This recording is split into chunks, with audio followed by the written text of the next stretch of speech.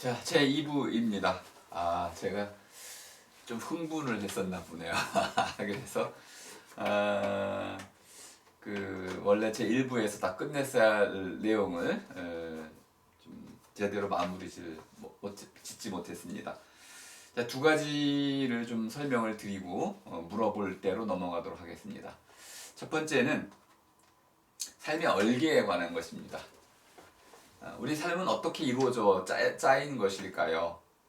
제가 삶의 본질을 스스로 물음을 물을 줄 아는 생명체다 이렇게 했을 때 거기에는 오랜 제 생각의 길이 녹아 있습니다. 자, 그렇게 대답했을 때 그러면은 그 삶이라는 것은 사람에게는 가장 큰 물음거리가 되는 것입니다.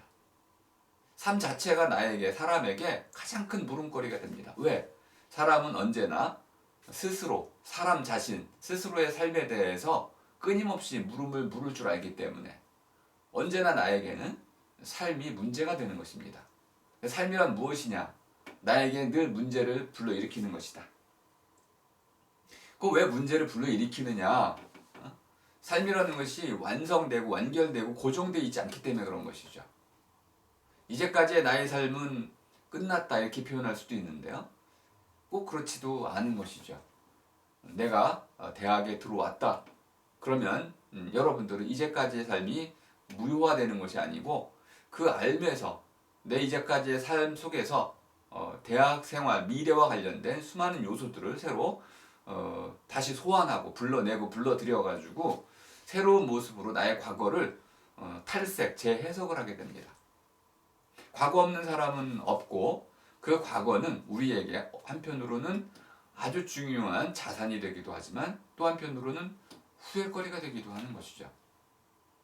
이 모든 것들이 한데 아우러져서 나의 삶을 이루어내기 때문에 우리 삶에서는 어떤 한 가지도 마치 화석처럼 단단하게 굳어져서 변화 불가능한 요소는 하나도 없다. 모든 것은 그때그때마다의 해석 가능성에 열려 있고 그걸 통해서 나는 끊임없이 내 삶이 새롭게 문제가 되는 이런 현상들에 부딪히게 된다. 그 가장 중요한 이유가 바로 우리의 삶이 두 개의 얼개로 짜여 있기 때문에 그렇다는 것입니다. 하나는 살아있음이라는 상태적인 것, 정태적인 것이죠.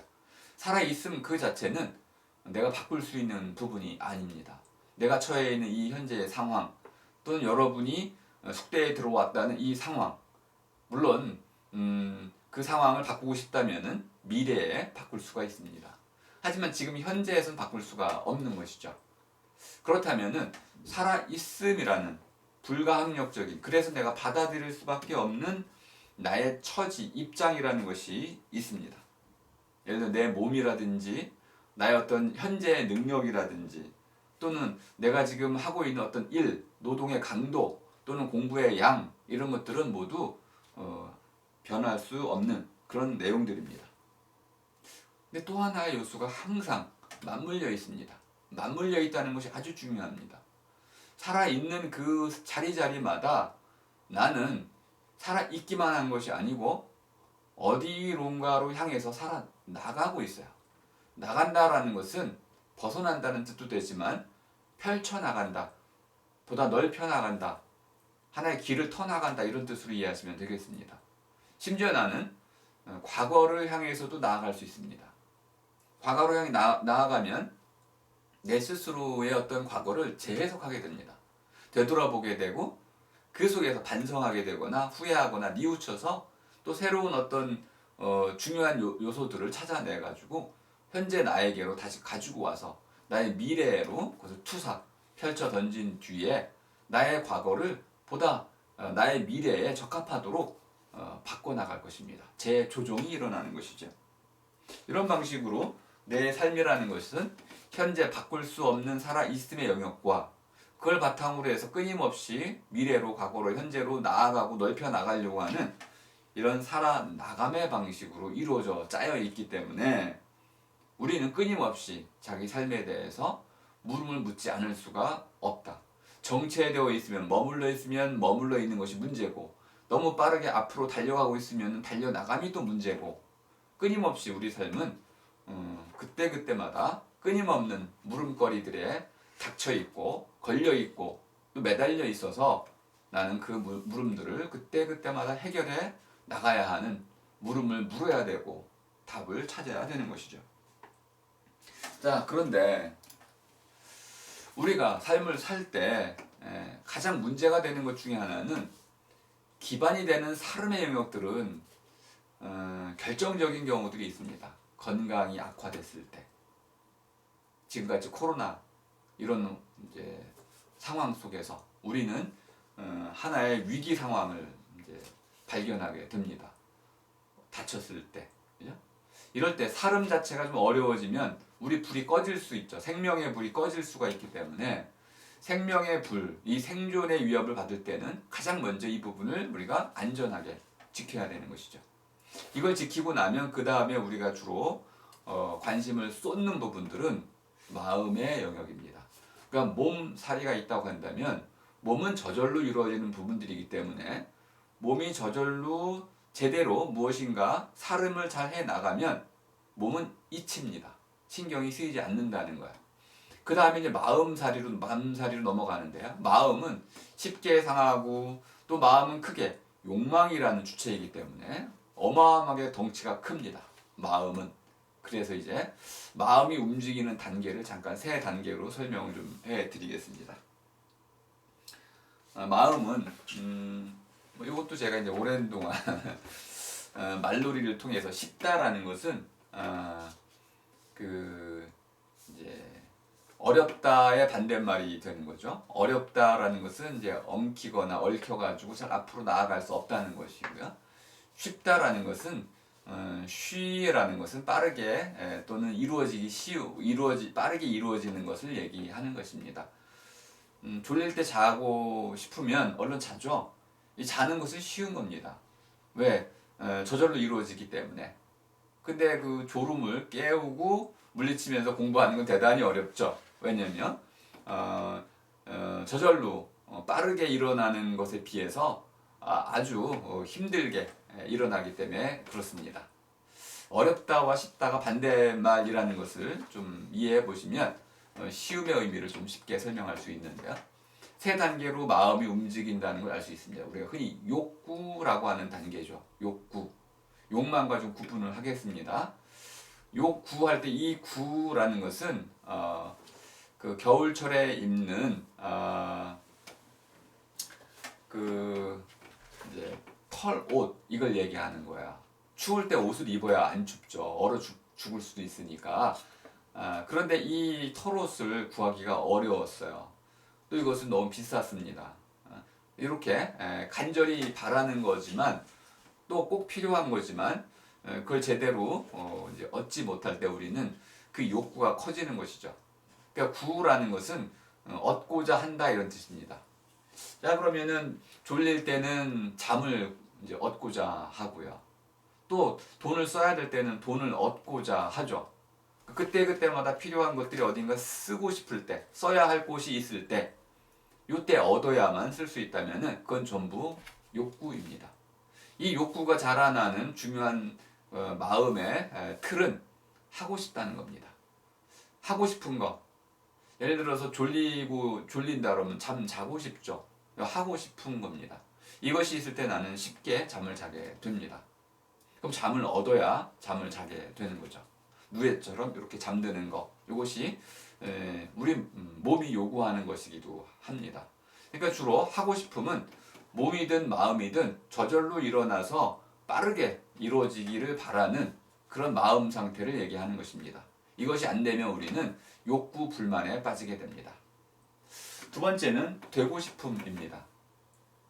되고 싶음은 좀 단위가 좀 차원이 높아지는 것입니다.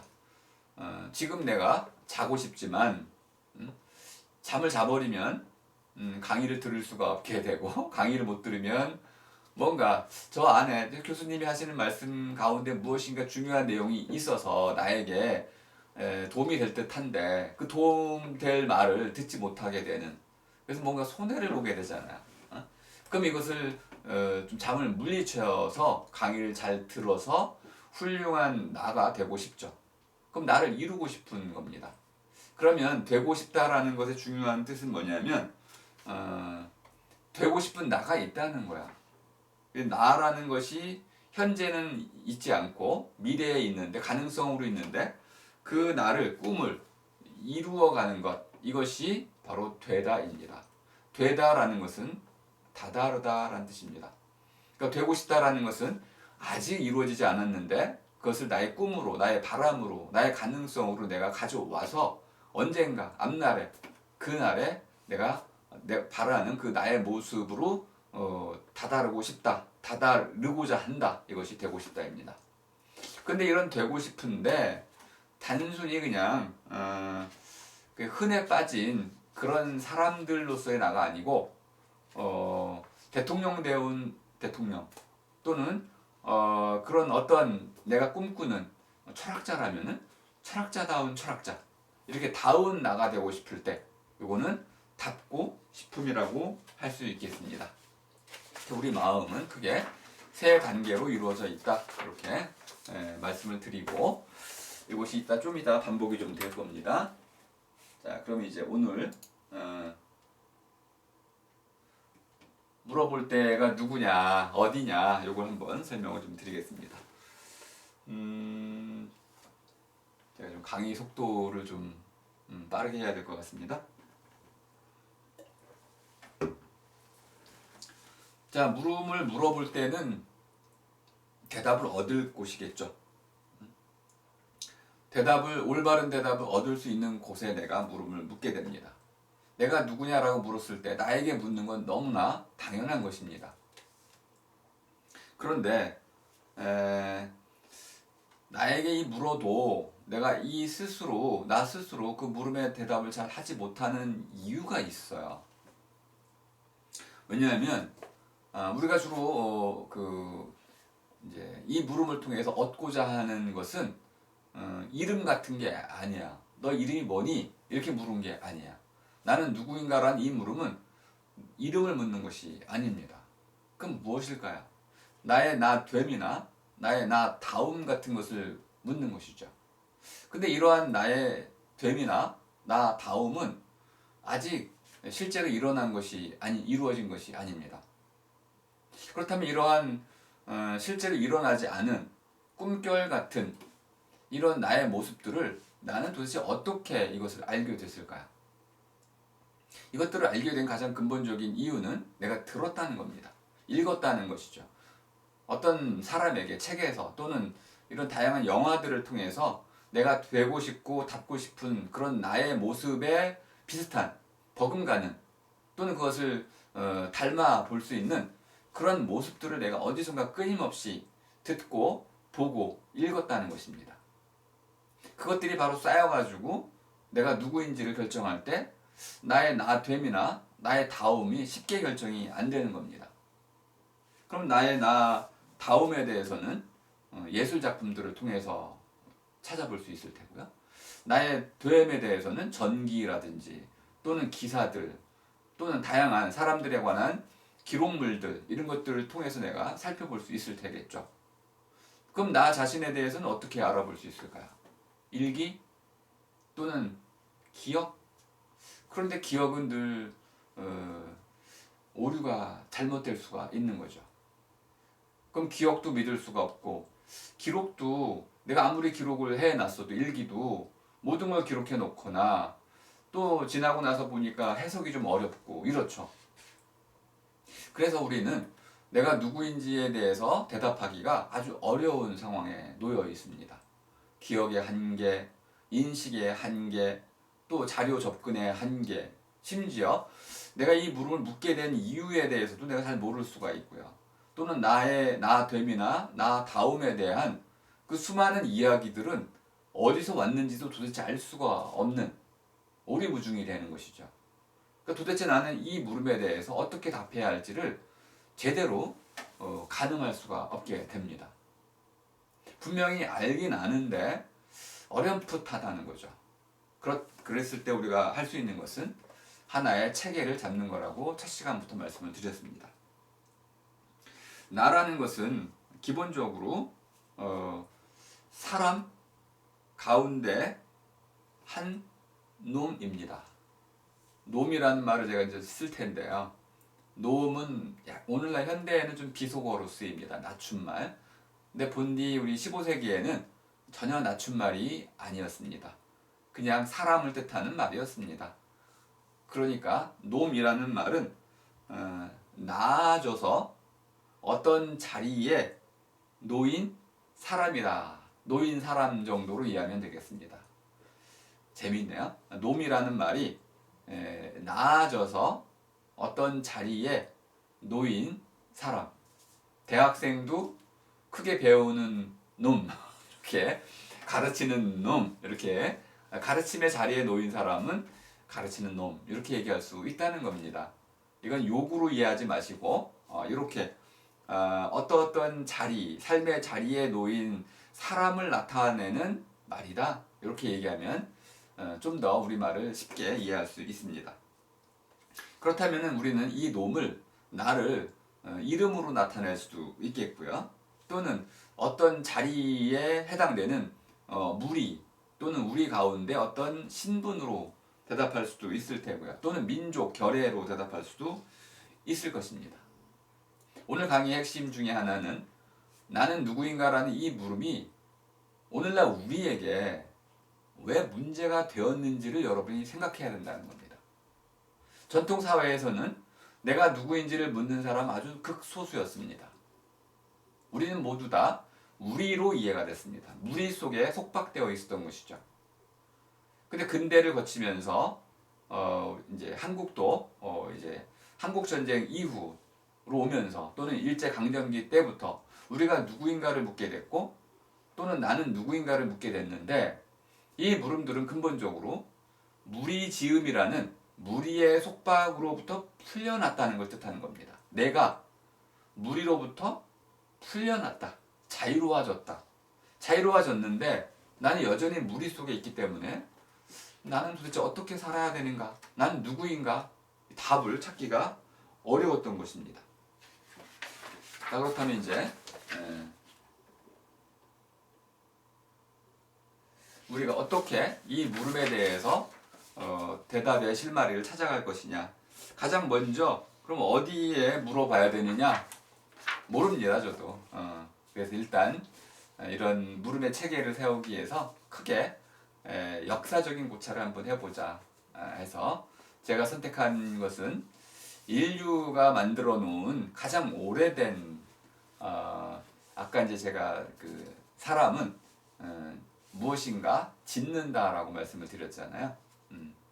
그 지음에 해당되는 가장 오래된 지금까지 남아 있는 것 중에 가장 오래된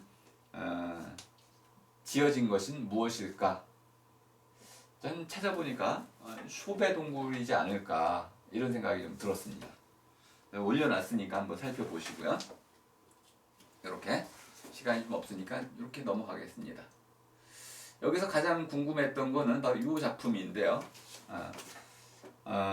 손바닥을 그려놨어요. 36,000년 전에 그려놓은 구석기 호모 에렉투스. 에렉투스는 두 발로 걷는 사람이란 뜻입니다. 호모 에렉투스들이 이걸 만들어 놨습니다. 그러면 두 발로 걷는 사람들은 어떤 사람들이었을까요? 아주 간단히만 짧게 설명하겠습니다. 손을 마음대로 쓸 수 있었고 두 발로 뛸 수 있었고 무리지어 사냥을 할 수 있었고 들판에 나가서 큰 소들을 잡을 수가 있었고 또 불을 쓰고 먹거리를 익혀 먹었고 또 가죽 옷을 해 입었고 또 심지어 모아리를 이루었고 모여 사는 동아리 그리고 말을 함께 나눌 수 있었고요. 말이 없으면 공동체를 구성할 수가 없죠. 그죠? 그러니까 말이 가장 기본적으로 필요했고 또 무덤을 만들 수 있었고 또 가족을 이제 구성할 수 있었고 더 나아가서 그들은 자기 삶에 필요한 어떤 내용들을 가르치고 배울 수 있었습니다. 그들은 문화가 있었습니다. 문화가 있었다는 것은 그런 가르침과 배움이 전수됐다는 겁니다. 그들은 이 전수를 위해서 그림을 그렸고 춤을 추었고 노래를 불렀고 말을 했던 것입니다. 자, 이게 바로 호모 에렉투스, 두 발로 걷는 사람들이 했던 일들이었습니다. 그들은 자기들이 누구인지를 이렇게 36,000년 전 벽화에다가 자기들의 손을 마치 도장을 찍듯이 아로새겨 놓았습니다. 이 동굴 벽화는 그들이 혼자 그린 게 전혀 아니죠. 4,000점이나 되는데 이 어마어마한 목탄과 물감을 사용해서 벽화를 그렸는데 그 그림이 혼자서 그린 것이 아니고 집단 전문가들이 그린 것이죠. 그 안에 아주 전문가들이 있었고 그 전문가 집단이 무리로서 그들의 모여사nin 모여살이의 동아리인 무리살이가 어떻게 살았는지 그들의 살림살이를 그렸다. 뭐 그 내용 자체는 제가 좀 설명을 해 놓았으니까 여러분들이 제 글을 좀 살펴보시면 되겠고요. 어쨌든 그들은 바로 자기들이 누구인지를 이 그림을 통해서 그려 놓은 것이다. 이렇게 이해하시면 되겠습니다. 그들이 누구인지를 우리는 어디서 알아볼 수 있냐면 그들이 그려놓은 벽화에서 알아볼 수가 있다. 재밌죠? 과연 그럴까요? 알아볼 수 있을까요? 네, 여러분의 안목에 달린 것일 겁니다. 자, 벽화를 그리는 일은 상당히 오랜 동안 지속이 됐습니다. 이러한 벽화 그리기가 한국에도 나타나 있는데요. 자, 울산 반구대 암각화라고 하죠. 암각화라는 것이 바위 위에 그렸다 해서 바위 그림이라고 바꿔내는 것이 좋겠습니다. 바위 그림이 있는데 이런 형태로 되어 있습니다. 바위 그림이 있는데 여기에 고래 63종 육지에 지금 고래 그림이 있는 거죠. 그러니까 예전엔 여기가 바다였을 거라는 추측이 가능합니다. 그리고 호랑이, 멧돼지, 사슴 이런 육상 동물들이 좀 그려져 있고요. 사람의 모습도 있고 사냥하는 모습, 도구들도 그려져 있고 또 이 고기 잡는 모습들도 그려져 있고 주술, 제의 행사 이렇게 사람들의 살림살이의 모습이 자세히 그려져 있습니다. 그리고 이렇게 보면 이제 번호가 매겨져 있긴 한데 좀 더 도드라지게 이 그림을 살펴보면 하나의 그림이 단계별로 연도를 달리해서 그려졌을 거라고 추정이 될 만한 형태로 그려져 있습니다. 여기 보면 이제 울타리도 있고요. 가축의 특징을 갖고 있습니다.